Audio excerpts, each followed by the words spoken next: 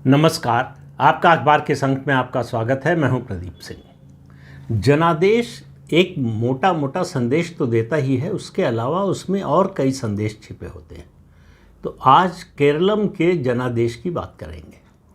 अब आप कहेंगे जनादेश तो बड़ा स्पष्ट है, 140 विधानसभा की सीटें हैं कुल, उसमें से 102 सीटें यूडीएफ को मिली हैं, यूनाइटेड डेमोक्रेटिक फ्रंट, जिसका नेतृत्व कांग्रेस पार्टी करती है।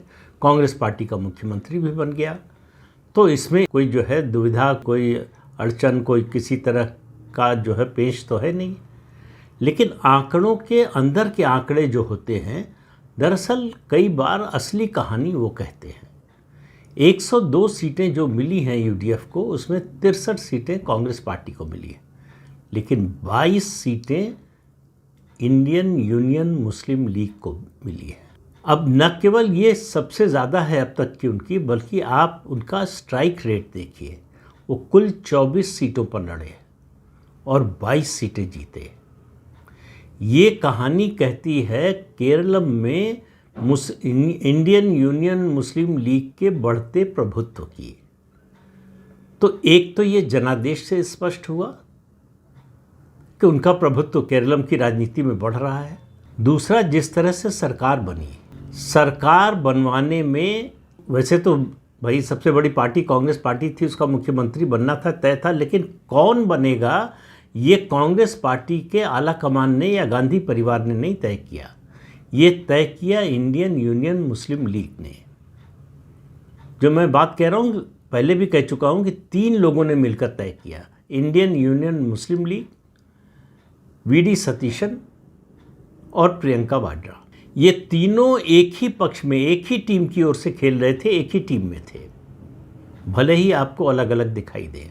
केरलम में मुस्लिम समुदाय और क्रिश्चियन समुदाय के बीच में संस्थाओं पर कब्जे की लड़ाई लंबे समय से चल रही है। एक समय था जब खास तौर से शिक्षण संस्थाओं पर दोनों को माइनॉरिटी इंस्टीट्यूशंस का अधिकार मिलता है, संविधान के तहत मिला हुआ है। तो अपने माइनॉरिटी इंस्टीट्यूशंस चलाने का उनको अधिकार मिला है और सरकार से मदद मिलती है।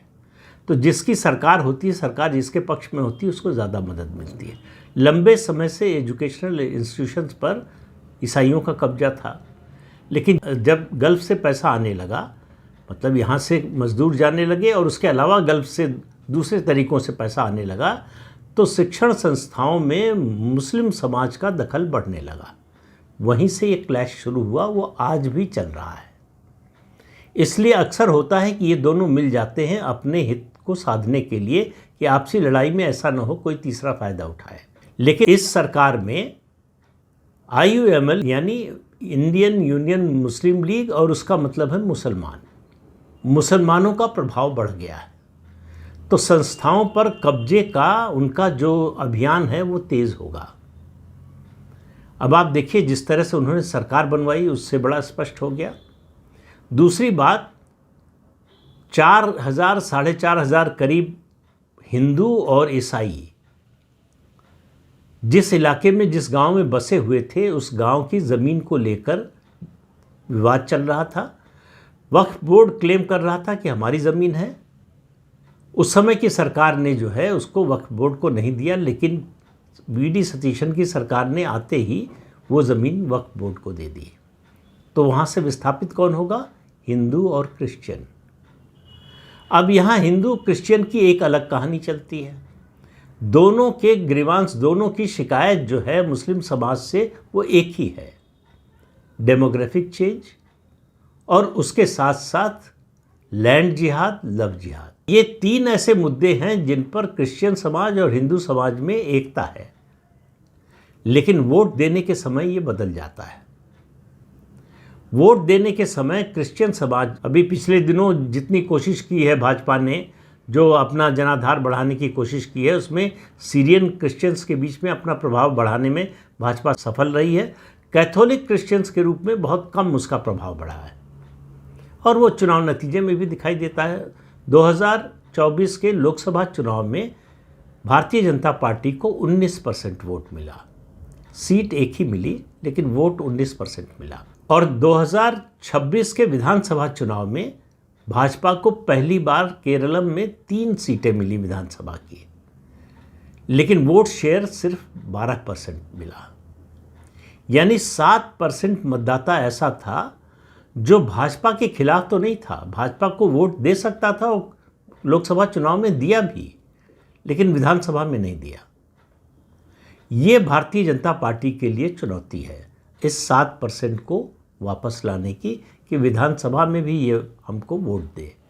उसके अलावा भारतीय जनता पार्टी के लिए जहाँ भी मुस्लिम समाज का प्रभुत्व हो, जहाँ मुस्लिम तुष्टीकरण की राजनीति बहुत तेज़ी से बढ़ रही हो, वहाँ गुंजाइश नज़र आती है। सबसे ताज़ा उदाहरण जो है वो पश्चिम बंगाल का है। मुस्लिम तुष्टीकरण की राजनीति को ममता बनर्जी इतनी ऊंचाई पर ले गई कि वहाँ हिंदू त्राहिमाम त्राहिमाम करने लगा, तो उसको विकल्प के रूप में केवल भाजपा नजर आई।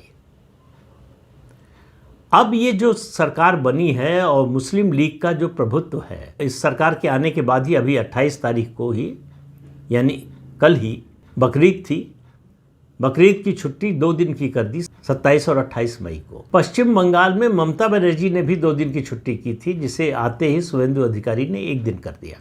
अब आप कोई भी चुनाव आने वाले समय में जो भी हो रहा है, उसको समझने के लिए आपको पश्चिम बंगाल का रेफरेंस पॉइंट ज़रूर याद रखना होगा कि पश्चिम बंगाल में क्या हो रहा है, पश्चिम बंगाल में क्या हो रहा था।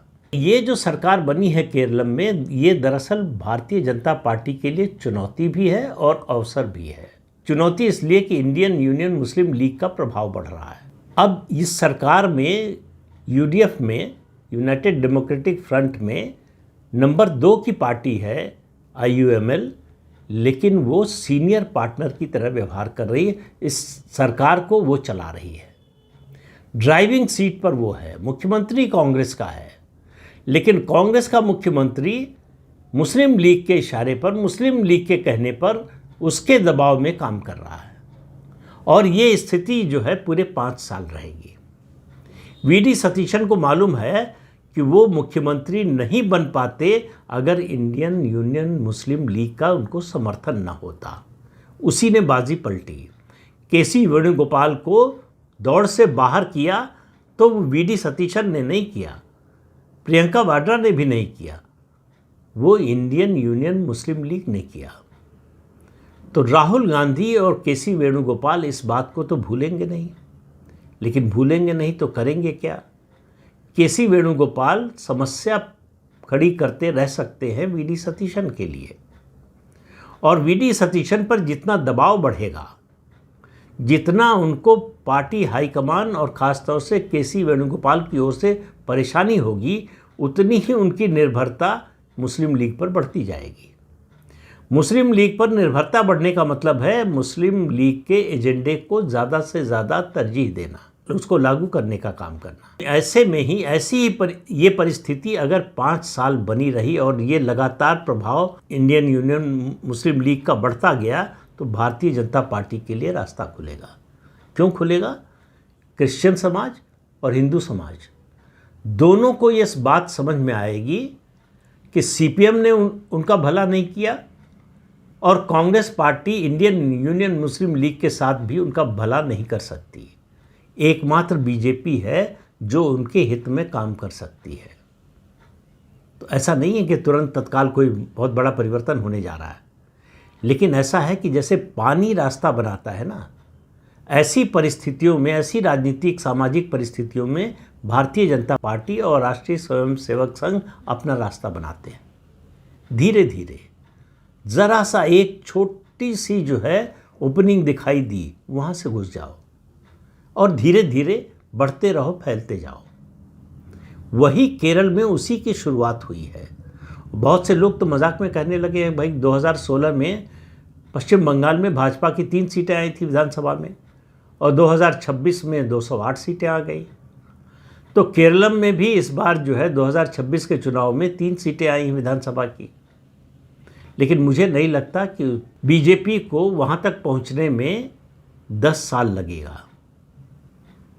10 साल से कम समय में भी हो सकता है, क्योंकि केरलम की राजनीति पहली बार बदल रही है। किस मायने में? अभी तक केरलम की राजनीति बाइपोलर थी, यूडीएफ बनाम एलडीएफ। अब एक तीसरे पोल के रूप में, एक तीसरे ध्रुव के रूप में भारतीय जनता पार्टी ने अपनी उपस्थिति दर्ज करा दी है। उसको सीटें 3 ही मिली हैं, लेकिन 19 सीटों पर, विधानसभा सीटों पर वो नंबर 2 है। तो इससे उसके प्रभाव, उसके भौगोलिक और सामाजिक विस्तार का अंदाज़ा आप लगा सकते हैं। और वो भी उस हालत में जब केरलम की राजनीति अभी भी बाइपोलर बनी हुई थी। 10 साल की एंटी इनकम्बेंसी थी एलडीएफ की सरकार, पिनराई विजयन की सरकार के खिलाफ। उसका फ़ायदा उठाने की स्थिति में यूडीएफ ही था।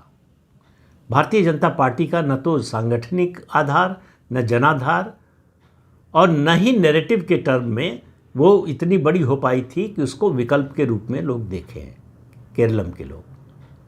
लेकिन अब इन 5 सालों में वो परिस्थिति बदलेगी।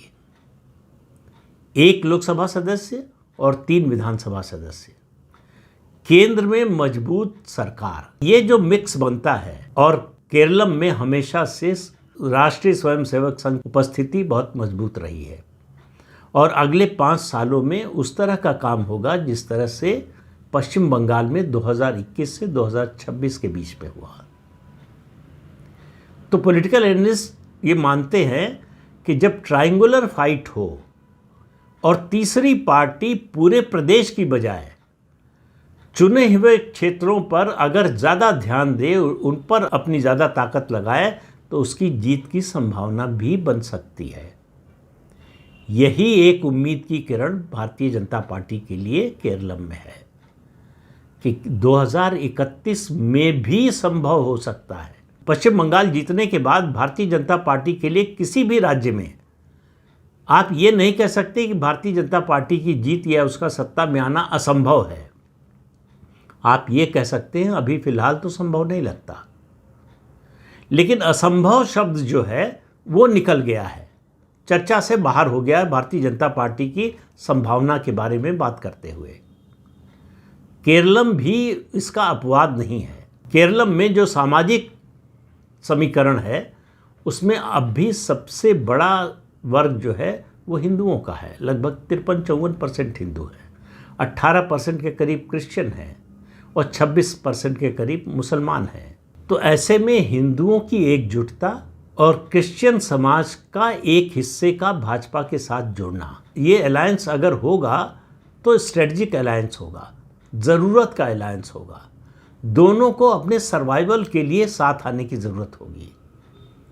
तो दोनों अगर साथ आएंगे, ये मैं नहीं मान रहा हूँ कि पूरा क्रिश्चियन समुदाय जो है केरलम का वो भाजपा के साथ आ जाएगा, लेकिन अगर एक बड़ा हिस्सा आता है जो चुनाव नतीजे को प्रभावित करने की स्थिति में होता है, क्योंकि जैसे जैसे ये सरकार का कामकाज आगे बढ़ेगा, सबसे ज़्यादा दबाव अगर कोई महसूस करेगा तो वो क्रिश्चियन समुदाय, सबसे ज़्यादा नुकसान, सबसे ज़्यादा घाटे में अगर कोई होगा तो वो क्रिश्चियन समुदाय होगा।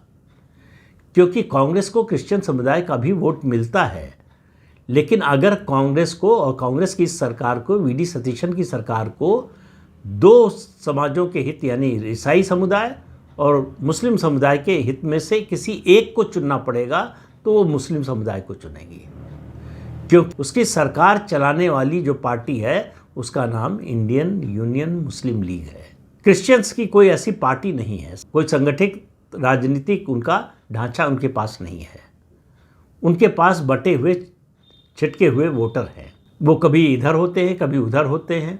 संगठित रूप से किसी एक गठबंधन को वोट नहीं देते, दोनों को देते हैं, कभी किसी को ज़्यादा कभी किसी को कम। तो ये जो संगठन की ताकत है, मुस्लिम समाज की एकजुटता और उसकी पार्टी, क्रिश्चियन समुदाय के लिए और बड़ा खतरा और हिंदू समाज के लिए भी था जब पीएफआई बनी थी। वो तो 2022 में केंद्र सरकार ने पीएफआई पर बैन लगा दिया, इसलिए थोड़ी राहत मिली है। अब केंद्र सरकार केरलम में भी पश्चिम बंगाल और दूसरे राज्यों की तरह डेमोग्राफिक जो चेंज हो रहा है उसको रोकने के लिए कदम उठाएगी। डेमोग्राफी कमीशन बन चुका है, वो अपना काम करेगा, उसकी रिपोर्ट आएगी, उसके आधार पर एक्शन होगा। और भारतीय जनता पार्टी के कैडर को हिंदू समाज और ईसाई समाज को केरलम में ये समझाना पड़ेगा कि अगर आप अपना हित चाहते हैं, अपना भविष्य अगर सुधारना चाहते हैं, अपना भविष्य सुनहरा बनाना चाहते हैं, तो भारतीय जनता पार्टी के अलावा आपके पास कोई विकल्प नहीं है। ये काम कोई आसान नहीं है, बहुत जल्दी भी होने वाला नहीं है, लेकिन ये काम असंभव भी नहीं है। और ये काम अलग अलग राज्यों में भाजपा ने करके दिखाया है। चाहे आप पश्चिम बंगाल की बात करें, चाहे आप असम की बात करें, त्रिपुरा की बात करें, आप महाराष्ट्र की बात करें, हरियाणा की बात करें, उत्तर प्रदेश की बात करें, एक के बाद एक राज्य आप गिनते जाइए, भारतीय जनता पार्टी ने, उसके संगठन ने और राष्ट्रीय स्वयंसेवक संघ ने ये करके दिखाया है। तो केरलम में जो छोटी सी ओपनिंग दिखाई दे रही है बीजेपी के लिए, इसको बड़ा करने का, इसको चौड़ा करने का अवसर है बीजेपी के लिए। और वी.डी. सतीशन की सरकार मुस्लिम तुष्टीकरण की ओर जितना तेजी से और जितनी प्रभावी ढंग से जाएगी, भाजपा के लिए रास्ता उतना ही आसान होता जाएगा।